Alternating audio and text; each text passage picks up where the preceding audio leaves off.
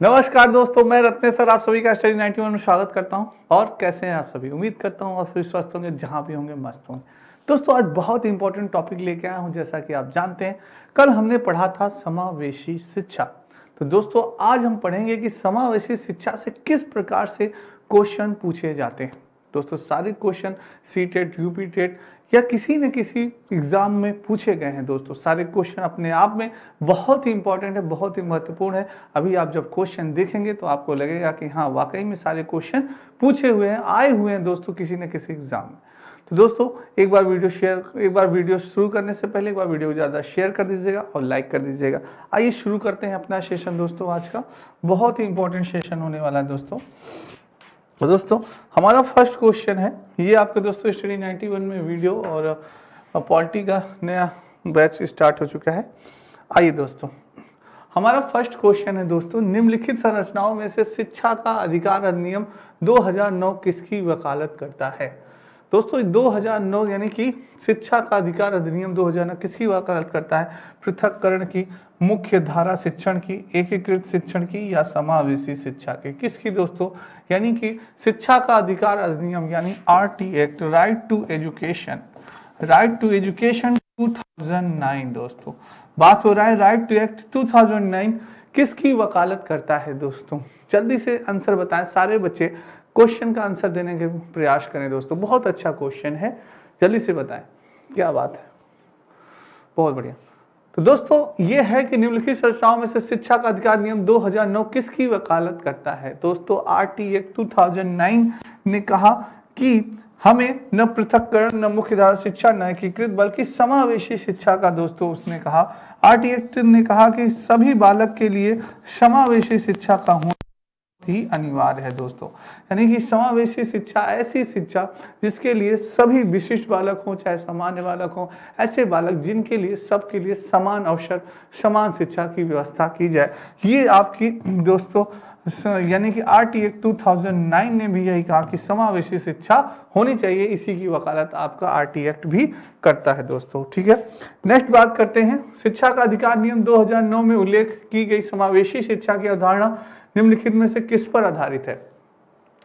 व्यवहारवादी सिद्धांत पे, अशक्त बच्चों के प्रति एक सहानुभूति अभिवृत्ति से, आधारित मानवतावादी परिप्रेक्ष्य से, मुख्यतः व्यवसायिक शिक्षा उपलब्ध करा के अशक्त बच्चों को मुख्य धारा में शामिल करना। क्या है दोस्तों ये बताइए, क्या होगा? बहुत अच्छा क्वेश्चन है ये भी। सारे बच्चे जल्दी से आंसर बताएं, इसका क्या होगा? आंसर देने का प्रयास करें सारे बच्चे।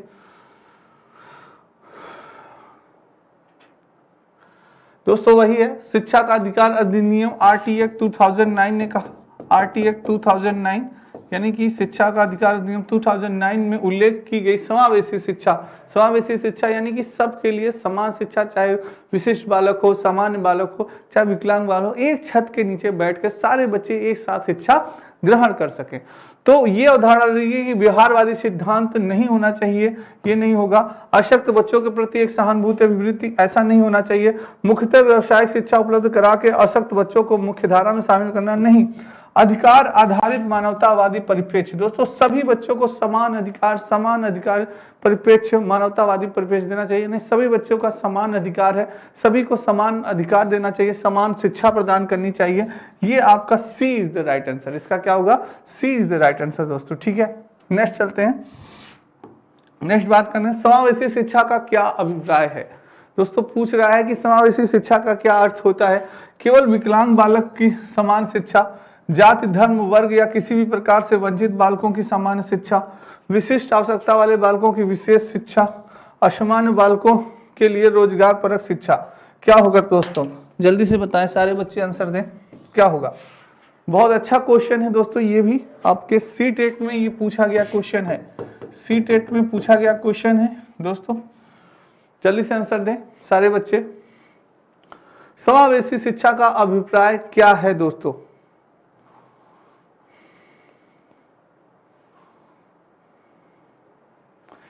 केवल समावेशी शिक्षा का क्या अर्थ है? जल्दी से बताएं, बहुत अच्छा आंसर आ रहा है। केवल विकलांग बालकों को समान शिक्षा दिया जाए, ऐसा नहीं है दोस्तों। समावेशी शिक्षा से नहीं कहते। विशिष्ट आवश्यकता वाले बालकों को विशेष शिक्षा देना, केवल नहीं, केवल विशिष्ट आवश्यकता वाले बच्चों की बात की जा रही नहीं। असामान्य बालकों के लिए रोजगार परक शिक्षा देना, नहीं दोस्तों ये भी बात नहीं। समावेशी शिक्षा क्या कहती है कि जाति धर्म वर्ग या किसी भी प्रकार के वंचित बालकों की समान शिक्षा प्रदान करना। कोई भी बालक दोस्तों, हर बालक समावेशी शिक्षा में समान है, चाहे वो विशिष्ट बालक हो, चाहे वो समान बालक हो, वो किसी भी जात का हो, किसी भी धर्म का हो, किसी या वर्ग का, किसी भी प्रकार से वंचित बालक हो दोस्तों, सबके लिए शिक्षा, समान शिक्षा प्रदान की जानी चाहिए। समावेशी शिक्षा का अभिप्राय यही होता है दोस्तों, किसी भी वंचित बालकों को समान शिक्षा, कोई भी बालक शिक्षा से वंचित न रहे, कोई भी बालक शिक्षा से क्या हो, वंचित न हो दोस्तों, कोई भी बालक शिक्षा से वंचित न हो। हर बालक क्या हो, हर बालक दोस्तों क्या हो, शिक्षित हो, हर बालक क्या हो, शिक्षित हो, हर बालक ज्ञान अर्जित कर सके, हर बालक को अधिकार है समान शिक्षा प्राप्त करने का, समान अधिकार प्राप्त करने का। तो ये है दोस्तों, चाहे किसी भी वो जाति का हो, किसी भी धर्म का हो, किसी भी वर्ग का हो दोस्तों, तो ये है समावेशी शिक्षा का अभिप्राय। हर जाति धर्म के दोस्तों लोग एक साथ बैठ के शिक्षा ग्रहण करें, ये होता है दोस्तों, ठीक है। नेक्स्ट है दोस्तों, समावेशी शिक्षा के पीछे अंतर्निहित विचार है। पीछे दोस्तों होगा, पीछे अंतर्निहित विचार क्या है, जल्दी से सारे बच्चे इसका आंसर दें। समावेशी शिक्षा के पीछे विचार है, क्या होगा? बहुत ही बढ़िया, जल्दी से आंसर दें, बहुत बढ़िया। क्या होगा दोस्तों?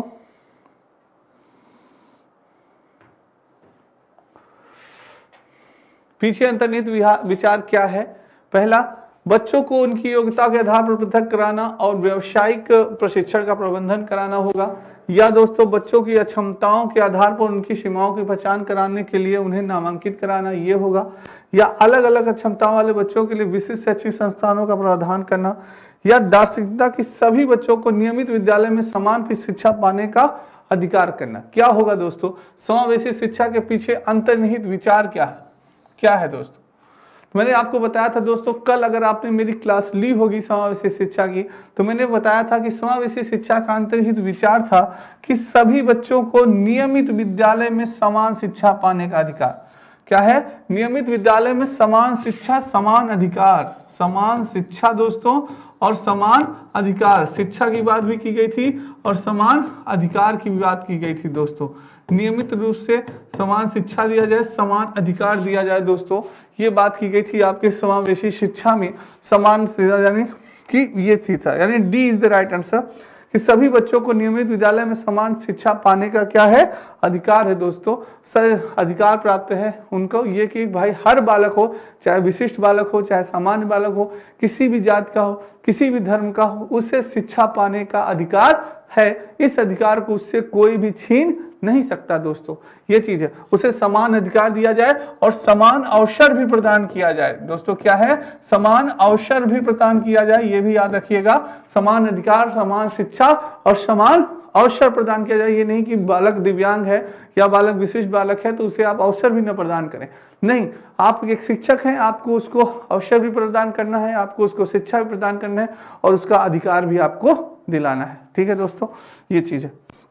नेक्स्ट है, समावेशी शिक्षा के सिद्धांत पर आधारित है। क्या है? सिद्धांत की बात हो रही है। समावेशी शिक्षा के सिद्धांत पर आधारित है सामाजिक संतुलन, समता एवं समान अवसर, सामाजिक अस्तित्व, वैश्वीकरण या विश्व बंधुता। क्या होगा दोस्तों? ऑप्शन ए, बी, सी बताइए कौन सा ऑप्शन होगा? बहुत अच्छा क्वेश्चन है ये, आपके यूपी टेट में आया हुआ क्वेश्चन है। यूपी टेट में आया हुआ क्वेश्चन था दोस्तों ये। जल्दी से आंसर दें। समावेशी शिक्षा के सिद्धांत के किस पर आधारित है? समावेशी शिक्षा का सिद्धांत। बहुत बढ़िया आंसर आ रहा है, बहुत बढ़िया। तो दोस्तों मैं आपको बता दूं कि बात हो रही है समावेशी शिक्षा के सिद्धांत की। तो मैंने अभी बताया ना, समावेशी शिक्षा का सिद्धांत क्या कहता है कि समान शिक्षा क्या होती है? समान शिक्षा और दोस्तों समान शिक्षा, समान अधिकार, समान शिक्षा, समान अधिकार, समान अधिकार, समान शिक्षा, समान अधिकार, कोई भी भेदभाव नहीं। सभी बच्चों को समान शिक्षा दी जाए, समान अधिकार दिए जाए, समता समान दी जाए एवं समान अवसर प्रदान किया जाए। क्या है दोस्तों? और मैंने क्या कहा था? समान अवसर भी मैंने बात की थी अभी। क्या कहा? समान अवसर, समान अवसर प्रदान किया जाए। ऐसा नहीं है कि किसी भी बालक को इन तीनों से वंचित किया जाए। सभी बालक को, चाहे विशिष्ट हो चाहे दिव्यांग हो, समान शिक्षा प्रदान की बात की समावेशी शिक्षा ने, समान अधिकार की बात की और समान अवसर की बात की दोस्तों। यानी समता एवं समान अवसर के सिद्धांत पर आधारित है आपकी कौन सी, समावेशी शिक्षा का सिद्धांत दोस्तों। तो B is the right answer दोस्तों, ठीक है। नेक्स्ट है ये दोस्तों आपके स्टडी 91 में कुछ पुस्तकें हैं, आप देख सकते हैं इन्हें।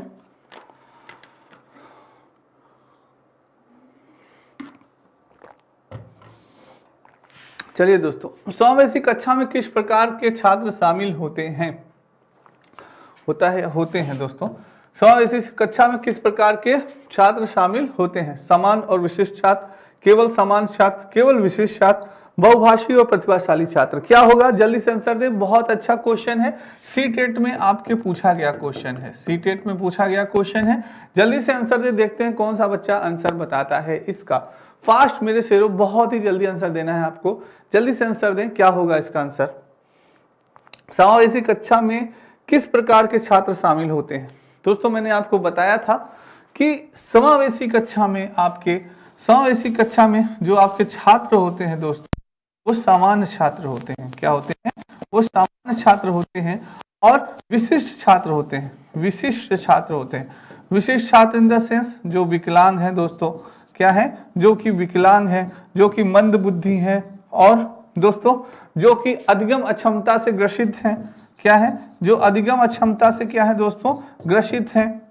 तो ऐसे बालक दोस्तों क्या होते हैं, आपके विशिष्ट बालक होते हैं, जो कि दिव्यांग हैं, अधिगम क्षमता से हैं दोस्तों, मंद बुद्धि के हैं। यानी उन्हें कोई चीजें समझाई जाती है तो वो बहुत ही जल्दी नहीं समझ पाते, और सामान्य बालक तो आप जान ही रहे हैं दोस्तों। तो ये चीजें हैं दोस्तों, यानी कि जो समावेशी शिक्षा है, समावेशी कक्षा में किस प्रकार के छात्र शामिल होते हैं। तो समावेशी कक्षा में आपका आंसर होगा सामान्य और विशिष्ट छात्र। कैसे, सामान्य और विशिष्ट छात्र। अगर केवल बात की जाए केवल समान छात्र तो हमारा आंसर ये गलत हो जाएगा। केवल विशिष्ट छात्र की बात की जाए तब हमारा ये आंसर गलत हो जाएगा। केवल अगर बात की जाए बहुभाषी और प्रतिभाशाली छात्र तो हमारा ये आंसर गलत हो जाएगा दोस्तों। तो इसलिए सामान्य और विशिष्ट दोनों छात्र हमारे समावेशी शिक्षा में शामिल होते हैं दोस्तों, ये ध्यान रखिएगा। क्योंकि देख रहे हैं आप क्वेश्चन कैसे पूछ रहा है दोस्तों, थोड़ा सा घुमा दे रहा है, कह रहा है केवल समान छात्र, केवल विशिष्ट छात्र। आप मार के आ गए केवल विशिष्ट छात्र।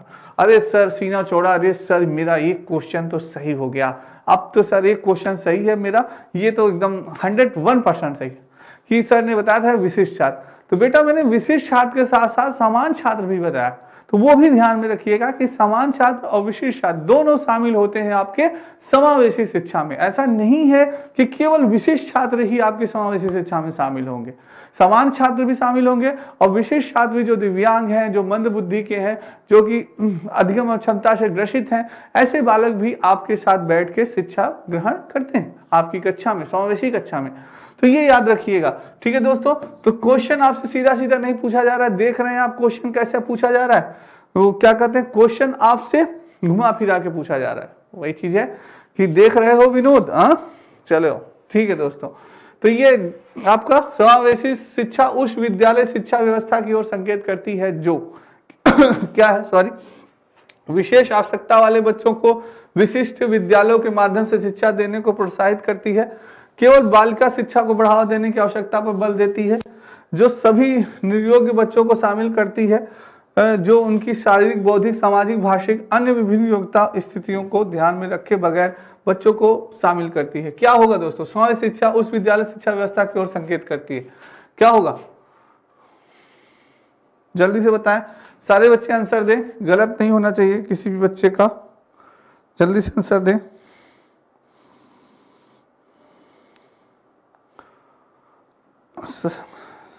चलिए दोस्तों,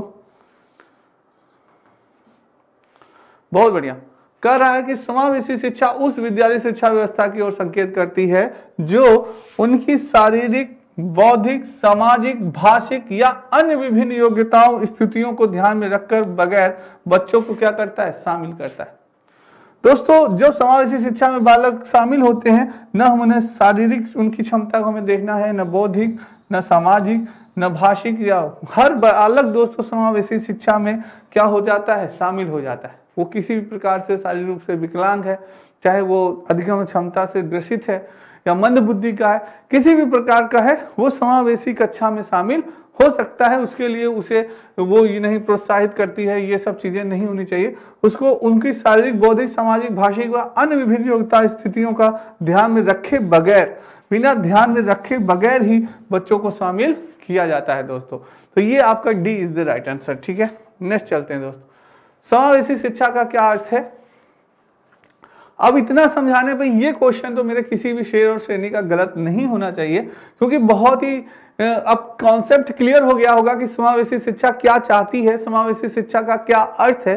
तो ये बताइए, समावेशी शिक्षा का अर्थ क्या है? यह सुनिश्चित करना कि प्रत्येक बच्चे को अधिगम परिणाम एक हो, निःशक्त को मुख्य धारा में शामिल करना, 14 वर्ष से कम उम्र के बच्चों को अनिवार्य शिक्षा देना, यह सुनिश्चित करना कि कोई भी बच्चा शिक्षा में पीछे न रह जाए।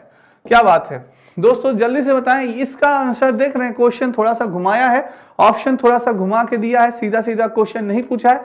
थोड़ा सा प्रेजेंट ऑफ माइंड आपको लगाना है और उसका आंसर देना। अगर थोड़ा सा नजर हटी तो दुर्घटना घटी, आपका क्वेश्चन गलत हो जाएगा। आप सोचेंगे कि हम सही करके आए हैं। ठीक है, जल्दी से आंसर दें, क्या होगा? चलिए, कुछ बच्चे बता रहे होंगे कि ए ऑप्शन सही है, कि यह सुनिश्चित करना कि प्रत्येक बच्चे का अधिगम यानी कि सीखना परिणाम एक हो। नहीं दोस्तों, ए नहीं होगा आपका। कह रहा है कि समावेशी शिक्षा का अर्थ क्या है? निःशक्तों को मुख्य रूप से शामिल करना, यह भी नहीं होगा। 14 वर्ष से कम उम्र के बच्चों को अनिवार्य शिक्षा देना, यह भी नहीं है दोस्तों। यह सुनिश्चित करना कि कोई भी बच्चा शिक्षा में पीछे न रह जाए। समावेशी शिक्षा कहते हैं कोई भी बालक हो, दिव्यांग बालक हो, मंद बुद्धि का बालक हो, या दोस्तों विकलांग बालक हो, कोई भी बालक हो दोस्तों, किसी भी प्रकार का बालक हो, तो सामान्य बालक हो, किसी भी प्रकार का बालक हो, वह बिना शिक्षा के वंचित न रह जाए। शिक्षा सभी का अधिकार है। समावेशी शिक्षा यह कहती है कि हमें सबको शिक्षित करना है, कोई भी ऐसा बालक न रह जाए कि जो कि शिक्षा से वंचित हो जाए, जो शिक्षा के बगैर रह जाए। तो दोस्तों इसलिए D is the right answer. अगर आपने पकड़ लिया होगा तो बिल्कुल सही पकड़ा है। यह सुनिश्चित करना है कि कोई भी बच्चा शिक्षा में पीछे न रह जाए। देख रहे हैं क्वेश्चन कैसे बन रहा है। चलिए नेक्स्ट है, यह विचारधारा कि सभी बच्चों को एक नियमित विद्यालय व्यवस्था में समान शिक्षा प्राप्त करने का अधिकार है। कौन सी विचारधारा? विशेष शिक्षा, बहुल सांस्कृतिक शिक्षा, समावेशी शिक्षा या मुख्य धारा शिक्षा? क्या होगा दोस्तों? जल्दी से आंसर दें। बहुत अच्छा क्वेश्चन है, सारे बच्चे उम्मीद भी करते हैं हम कि आंसर दे लेंगे इसका। इजी क्वेश्चन है, थोड़ा सा पर दिमाग लगाइएगा सारे बच्चे, और सारे बच्चे इसका आंसर देने का प्रयास करेंगे। सारे बच्चे जल्दी से आंसर दें। क्या बात है? यह विचारधारा है कि सभी बच्चों को एक नियमित विद्यालय व्यवस्था में समान शिक्षा प्राप्त करने का अधिकार है। कौन सी होगी दोस्तों? बहुत बढ़िया, यह शिक्षा है विचारधारा कि सभी बच्चों को एक नियमित विद्यालय व्यवस्था में समान शिक्षा प्राप्त करने का समान अधिकार दिया जा रहा है। यानी कौन सी शिक्षा की बात की जा रहा है? न विशेष शिक्षा की बात की जा रही है, न बहुल सांस्कृतिक शिक्षा की बात की जा रही है, न मुख्य धारा शिक्षा की बात ये की जा रही है, समावेशी शिक्षा की बात। किसकी बात की जा रही है? समावेशी शिक्षा की बात की जा रही है दोस्तों। किसकी बात की जा रही है? समावेशी शिक्षा की, जिसमें आपको कहता है कि नियमित विद्यालय व्यवस्था दी जाए, समान शिक्षा प्रदान की जाए और समान अधिकार प्रदान किया जाए और समान अवसर भी प्रदान किया जाए। ये भी मत भूलिएगा। ठीक है, नेक्स्ट है दोस्तों, समावेशी शिक्षा मानती है कि हमें के अनुरूप बदलना है। बच्चे व्यवस्था बच्चे परिवेश परिवार। देखिए कितना क्वेश्चंस को कितना घुमाया है। बहुत इजी क्वेश्चन है पर थोड़ा सा लॉजिकल बना दिया है। तो आपको चूज करना है कि पहले व्यवस्था होगा कि बच्चे होंगे, परिवेश होगा कि परिवार होगा, कि बच्चे होंगे कि परिवेश होगा। क्या क्वेश्चन है, बहुत अच्छा क्वेश्चन है। ये आपके सीटेट में पूछा गया क्वेश्चन है दोस्तों। सीटेट में पूछा गया क्वेश्चन, वेरी इंपॉर्टेंट कर लीजिएगा। बहुत अच्छा क्वेश्चन है ये, जल्दी से आ सकता है आपके एग्जाम में, आने वाले एग्जाम में पूछा जा सकता है कि समावेशी शिक्षा मानती है कि हमें, क्या होगा दोस्तों? क्या होगा इसका आंसर? सारे बच्चे आंसर दें। क्या मानती है समावेशी शिक्षा? तो दोस्तों इसका आंसर होगा कि समावेशी शिक्षा मानती है कि हमें व्यवस्था, हमें क्या? हमें व्यवस्था को छात्र या बच्चे के अनुरूप बदलना है दोस्तों। किसके? व्यवस्था में समावेशी शिक्षा मानती है कि हमें व्यवस्था को किसके अनुरूप बदलना है? छात्र या बच्चे के अनुरूप बदलना है। यानी पहले आपका व्यवस्था आएगी, उसके बाद आपका क्या आएगा? बालक आएगा। यानी जो व्यवस्था होती है समावेशी शिक्षा में वो किसके अनुरूप होती है? बालक के अनुरूप होती है, क्योंकि उसमें बालक ही प्रधान होता है। बालक के अनुरूप आपकी व्यवस्था होनी चाहिए। जैसे जो दिव्यांग बालक हो, जो दोस्तों क्या कहते हैं अधिगम क्षमता वाला बालक हो। अब दिव्यांग बालक दोस्तों दूसरे तल पे, तो अगर जैसे विद्यालय सेकंड फ्लोर पे है तो बालक नहीं जा सकता। अगर जाएगा तो आपको उस बालक के लिए लिफ्ट की व्यवस्था होनी चाहिए, और ऐसे होना चाहिए कि उसके चेयर के साथ, वो व्हील चेयर के साथ आसानी से जा सके, तो वो व्यवस्था देखनी चाहिए। तो इसलिए कोशिश करना है कि जो दिव्यांग बालक हो या समावेशी कक्षा लगे तो ऐसी जगह लगे कि फर्स्ट फ्लोर पे ही लगे, ग्राउंड फ्लोर पे, अपना फर्स्ट फ्लोर पे ही लगे। बच्चों को सीढ़ी चढ़ने की आवश्यकता न हो, और भी सारी चीजों को ध्यान में रखते हुए, किसको? जो व्यवस्था करनी है बालकों को, बच्चों को ध्यान में रखते हुए आपको व्यवस्था करनी है कि हाँ बालकों को कोई दिक्कत ना हो दोस्तों। ठीक है, ये चीज है, ये चीज होगा। ठीक है, तो आपका बी ऑप्शन सही है।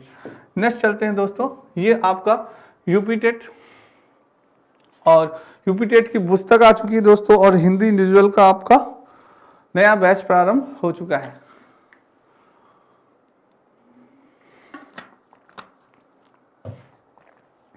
नेक्स्ट चलते हैं दोस्तों, सभी के लिए विद्यालय में सभी को शिक्षा निम्नलिखित में से किसके लिए प्रचार वाक्य हो सकता है? क्या बात है, बहुत ही अच्छा बात कही है। प्रचार वाक्य पूछ रहा है कि किसके लिए प्रचार वाक्य हो सकता है, यानी सभी के लिए विद्यालय में सभी की शिक्षा। तो सशक्तिशील शिक्षा, समावेशी शिक्षा, सहयोगात्मक शिक्षा या पृथक शिक्षा, क्या होगा दोस्तों? बहुत ही अच्छा। ये क्वेश्चन तो मैं नहीं लगता कि मेरे किसी भी शेर और शेरनी का गलत होगा, क्योंकि मेरे सारे बच्चे इस क्वेश्चन का आंसर तो बहुत ही जल्दी दे देंगे। सारे बच्चे देने का प्रयास करें। क्या होगा इसका आंसर? सभी के लिए विद्यालय में सभी को शिक्षा निम्नलिखित में से किसके लिए प्रचार है? दोस्तों बात हो रही है सभी के लिए विद्यालय में सभी की शिक्षा, यानी सभी को शिक्षा दी जाए, सभी को समान अधिकार दिया जाए। तो ये बात हो रही है हमारी किसकी? समावेशी शिक्षा की बात हो रही है, क्योंकि सिर्फ समावेशी शिक्षा ही ऐसी है जो कि सभी की शिक्षा की बात करती है, सभी के अधिकार की बात करती है, और सभी के अवसर की बात करती है। किसकी बात करती है? सभी के अवसर की बात करती है, कि सभी को समान अवसर भी मिलना चाहिए, चाहे वो दिव्यांग बालक हो, चाहे विशिष्ट बालक हो, चाहे वह सामान्य बालक हो, कोई भी बालक हो दोस्तों, उसको अवसर जरूर समान मिलना चाहिए। ठीक है, ये चीज है। नेक्स्ट है, क्योंकि कौन सा समावेशी कक्षा में सबसे अधिक महत्वपूर्ण है?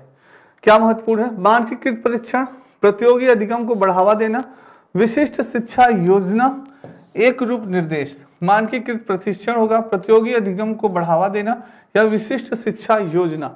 क्या होगा दोस्तों? समावेशी कक्षा में बहुत अच्छा क्वेश्चन है, सारे बच्चे जल्दी से आंसर देने का प्रयास करें। इसका क्या होगा दोस्तों? बहुत बढ़िया,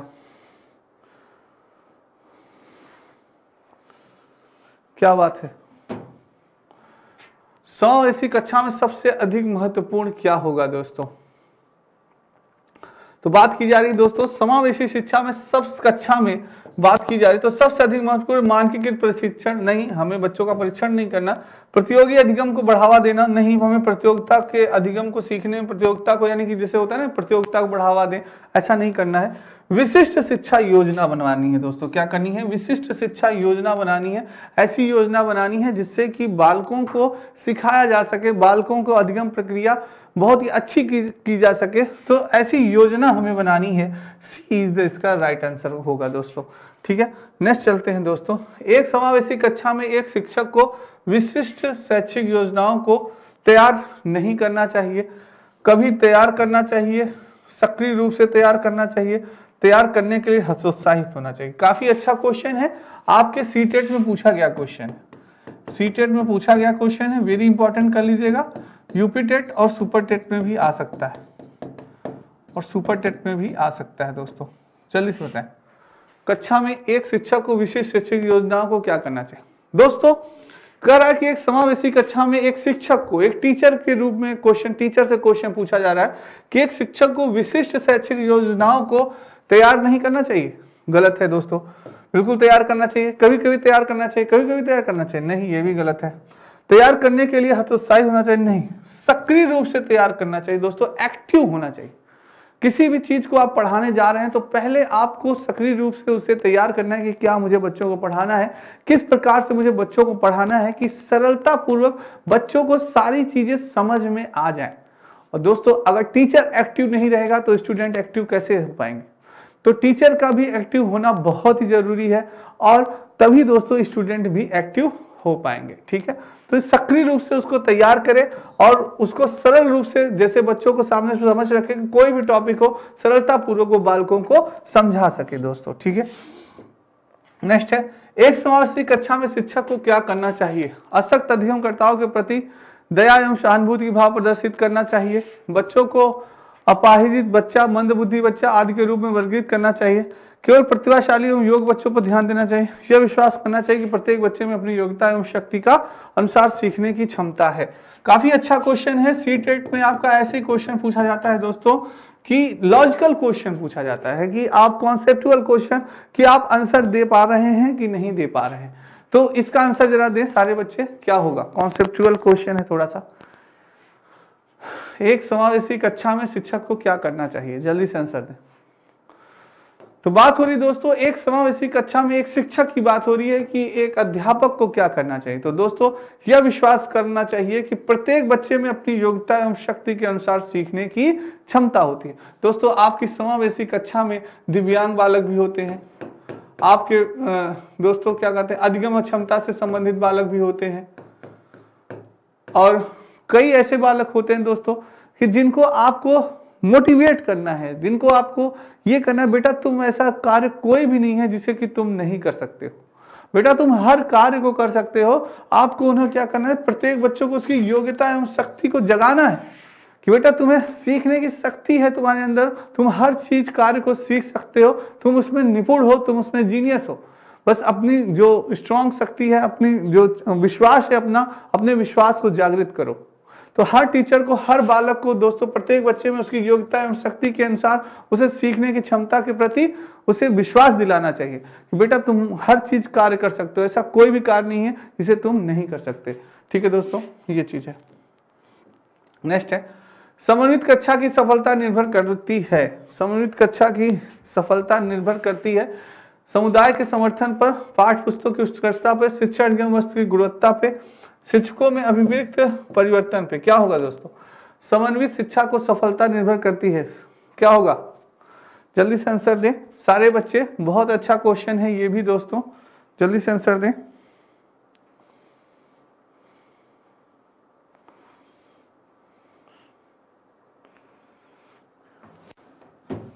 बहुत बढ़िया दोस्तों, समन्वित शिक्षा दोस्तों यानी कि सभी के लिए समान शिक्षा, समन्वित समान शिक्षा की सफलता जो होती है वो निर्भर करती है किससे? यानी कि समुदाय के समर्थन नहीं दोस्तों, पाठ्य पुस्तक की उत्कृष्टता पे दोस्तों। किसकी? पाठ्य पुस्तक जो होगी दोस्तों उत्कृष्ट पाठ्य पुस्तक होंगी, तभी बालक दोस्तों सही ढंग से उनके अधिगम का कार्य सही हो पाएगा। अधिगम यानी कि सीखने का कार्य दोस्तों उनका सरल हो पा जाएगा, सुगम हो पाएगा और सरलता पूर्वक वो चीजों को क्या हो जाएंगे? सीख पाएंगे दोस्तों। क्योंकि समन्वित शिक्षा है, सभी के लिए शिक्षा प्रदान की जा रही है, तो पाठ्य पुस्तक उत्कृष्ट होने चाहिए, तभी दोस्तों बालक सरलता से सीख सकता है, सरलता से ज्ञान अर्जित कर सकता है। तो B is the right answer दोस्तों। ठीक है, नेक्स्ट है ये दोस्तों आपके आरओ समीक्षा अधिकारी सहायक समीक्षा अधिकारी कंप्लीट कोर्स आप सभी ज्वाइन कर सकते हैं। चलिए दोस्तों नेक्स्ट है, निःशक्त बच्चों के लिए समेकित शिक्षा का केंद्रीय प्रायोजित योजना का उद्देश्य है में निःशक्त बच्चों को शैक्षिक अवसर उपलब्ध कराना। मुक्त विद्यालयों में, ब्लाइंड रिलीफ एसोसिएशन के विद्यालयों में, नियमित विद्यालयों में या विशेष विद्यालयों में। निःशक्त बच्चों के लिए दोस्तों कैसी होगी? निःशक्त बच्चों के लिए समेकित शिक्षा केंद्रीय प्रायोजित योजना का उद्देश्य बच्चों को क्या होगा दोस्तों? बताएं, जल्दी से बताएं, जल्दी से सारे बच्चे आंसर दें। इसका क्या होगा? जल्दी से आंसर दें, गलत नहीं होना चाहिए मेरे किसी भी शेयर का। जल्दी से आंसर दें दोस्तों। बहुत बढ़िया आंसर आ रहा है, बहुत बढ़िया, बहुत बढ़िया दोस्तों।